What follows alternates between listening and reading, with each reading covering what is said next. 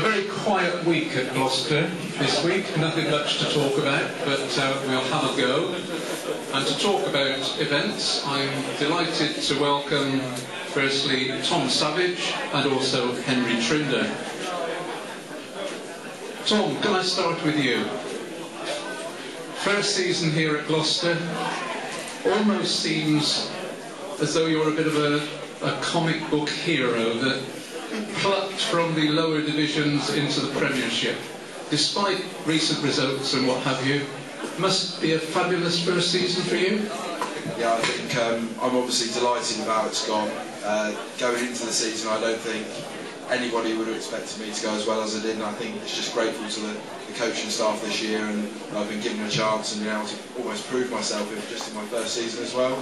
So hopefully I can just build on what I've set out this year and hopefully improve for next season. Most of us watching saw you as a second row recruit, but you stepped in manfully at number 6, a position you took to rather easily, but not your chosen one, I suspect. Growing up playing rugby, I've always played both positions. I think coaches have encouraged me to do both, so I think it's almost good for me, especially as I'm young, that I can do both and hopefully offer a good cover of both positions and improve my game at both. And it's good that I can be diverse and do both of those roles. I and everyone else, I'm sure, we're delighted you've had a great first season. Henry, welcome. The ankle, I guess, is still playing up, otherwise you'd be out there today. Twisted my ankle in training last Monday, so yeah, it's been a bit annoying ever since the Six Nations. I'm just picking up little injuries. I think I've played about 2 games since then, so it's been quite frustrating sort of the last few weeks really. Has because of the injuries, because you've had the jaw and everything else, has the season been a bit of a downer for you? Because this was a season you were really going to be the boy, if you like, the man who was making the tries and scoring them for Gloucester, but injury came along. Yeah, no, I mean obviously off the back of last season, just a bit of involvement with England, I wanted to come back in and start sort of on the front foot, and I think sort of I did that to a certain extent, but obviously you're going to get injuries in rugby, and unfortunately I've had 1 or 2 on the bounce, and that takes it away from you. When you're out for about 8 weeks, it's hard to get back into it, especially when you sort of got to play your first game and then break your jaw against Queens. And it's just been one of those seasons really where I sort of have to forget about the last season and just hopefully we can get a performance today, performance in 2 weeks, and just get in that Heineken Cup and sort of set us for next season. Talking more rugby matters then, as I jokingly said at the beginning, not a lot's gone on this week. Relating Brian Redpath leaving and the performances on the field, quite clearly the newspapers were speculating a couple of weeks ago about Brian's future. Are the two connected, the bad form and the behind-the-scenes machinations with the coach? I think it's obviously got something to do with it. I think all us players would take responsibility for on the field. We haven't been playing to what we should be playing. We haven't been beating teams that you'd expect us to beat. And when you sort of lose the first few, you get a bit of a spiral effect, and then things like this have affected us sort of getting back on the horse. But I mean, at the end of the day, we've been in positions where we could have won the game, and we've given some points away, and I think that's down to us really. I think obviously there's a lot of talk about Brushy and all of that, but I think all the players would say he's been a great coach this season and all the seasons he's been here. So for him to take the whole rap and then obviously for this to go down quite badly with all the sales stuff as well, it's just sort of come at a bad time really. Did it come as a surprise?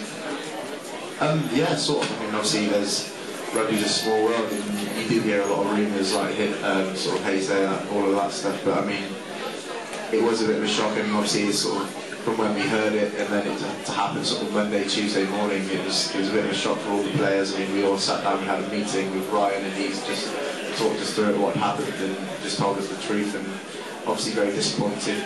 Obviously signed another 2 years here, and would have loved to play under Brushy, but you've got to go forward. I'm committed to the club, and whoever they bring in, I'm sure will do a good job, and all the players are sort of just focusing on winning tries, hopefully winning the Premiership, and go from there.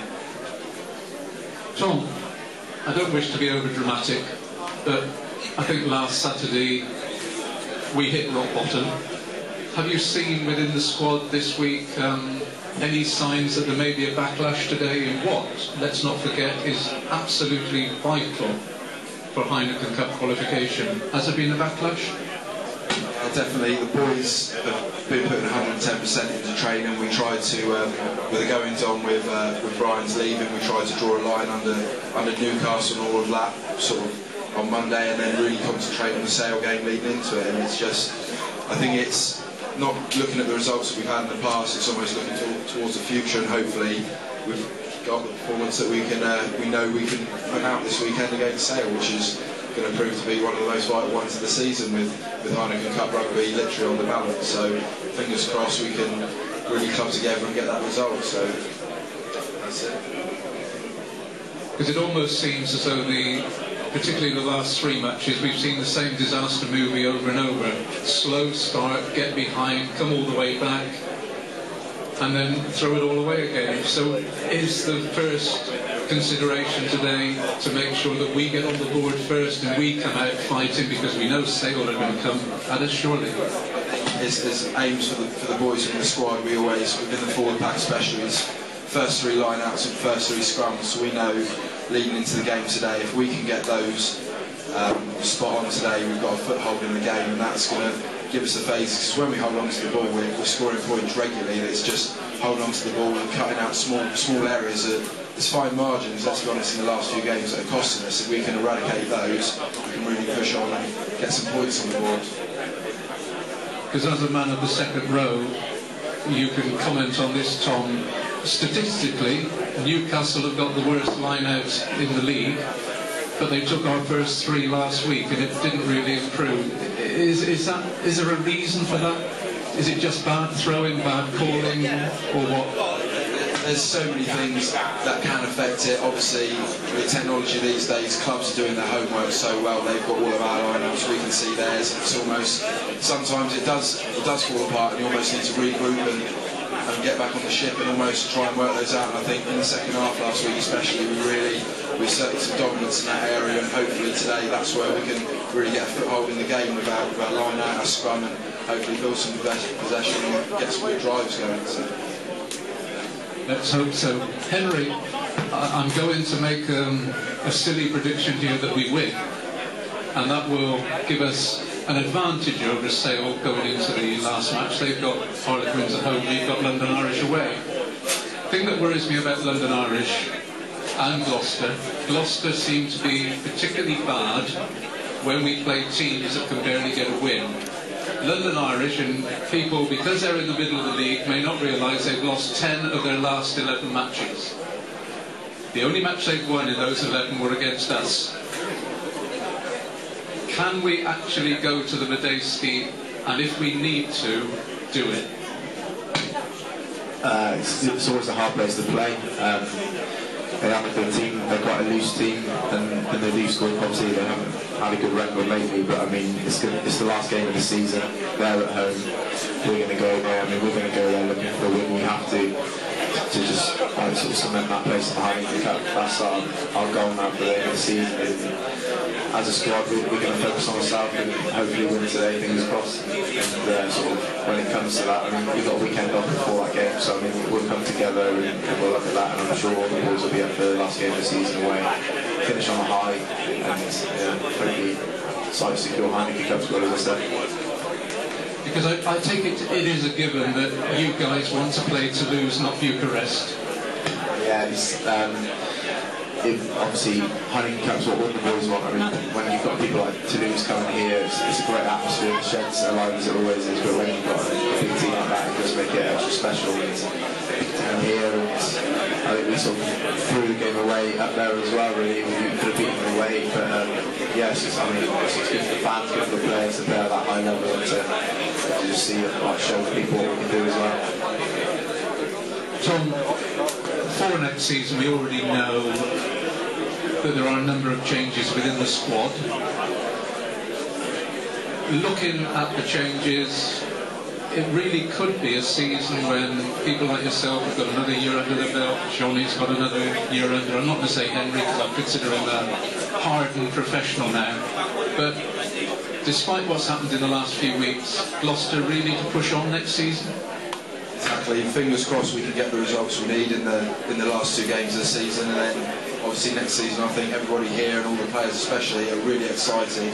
The squad that's been built is not only have we got a good young group of backs next season, we've almost got, I think, the pack, and you can make the combinations that can really complement that back line and really push that game forward, and hopefully, myself included, I'm hoping I can get a lot of game time under my belt and really prove we are a force to be reckoned with within the Premiership and even hopefully in Heineken Cup Rugby. So fingers crossed that's there. So the season ends in a couple of weeks. As an individual, and what will the summer hold for you? Is it a total rest, holiday, or do you have bodybuilding exercises before pre-season starts? What happens to you guys in the summer? Do you just get 6 weeks off and then back, or what? It's definitely not 6 weeks off. For me, I can't sit down for 5 minutes. I think I'll push myself to have a week off and try and recover, and then slowly build back into it and come back into the pre-season absolutely firing, and knowing that by the start of the season I really want to be pushing for a spot and hopefully chopping at the bit to go and play some rugby. So I'll have a little break and then really put some hard work in and hopefully come back a better player. So. Henry, does that go for you, or are you off to the Caribbean? Got a few holidays lined up, but it's sort of the same really. I mean, we've got a new head of conditioning coming in who's an ex-Marine, so I think we have to sort of get fit before we come back, or we'll be in a lot of trouble, so I'm sure we'll do some training pre-season. Right, folks, your last chance this season to ask the players a question. Anyone want to ask one, or can I let them go with AD to their next? He wants to ask. So, Henry, Tom, thanks very much for joining me. Good luck today and good luck for the rest of the season. Thank you very much.